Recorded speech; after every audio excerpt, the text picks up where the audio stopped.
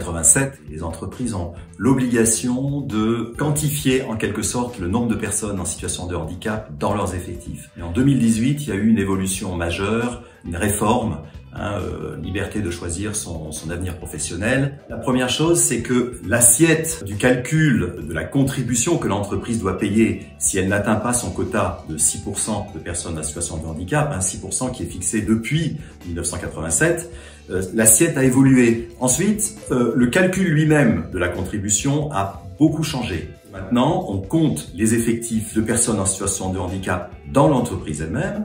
On tient compte également des intérimaires, mais on ne tient plus compte de ce qui était avant, la sous-traitance au secteur adapté et protégé. On a mis en place donc un nouveau calcul, un nouveau modèle, une nouvelle collecte. Tout ça dans l'objectif de simplifier, de rendre les choses plus simples pour les entreprises et de favoriser l'emploi direct.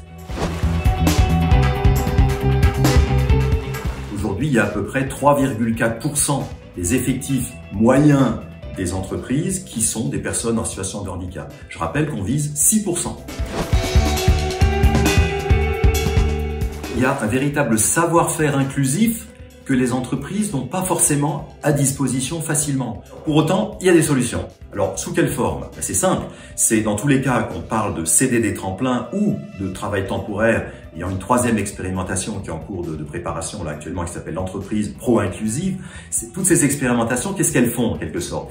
Eh bien, elles permettent d'identifier des personnes en situation de handicap au chômage. Donc ces personnes sont identifiées, elles sont accompagnées au travers d'une immersion, souvent en prestation, où la personne va être en entreprise. On va lui apporter un accompagnement à la fois en matière de savoir-être, mais également en termes de formation. On a besoin de former les personnes pour leur apprendre le métier qui vont être leur métier final à la fin.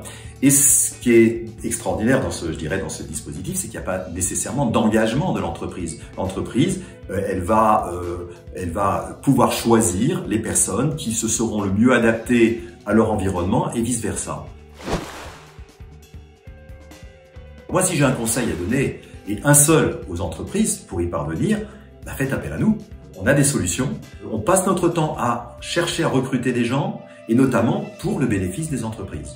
Faites confiance aux professionnels de l'inclusion, à ceux qui ont mis en place des véritables stratégies de développement de l'inclusion et faites-vous porter, accompagner par ces réseaux. Ça permettrait de prouver que c'était bien une approche de la formule magique qui va permettre de passer au-dessus du socle de verre de 3,4% et de pouvoir atteindre les chiffres dont on rêve tous, c'est-à-dire d'une inclusion totale au-delà de 6%.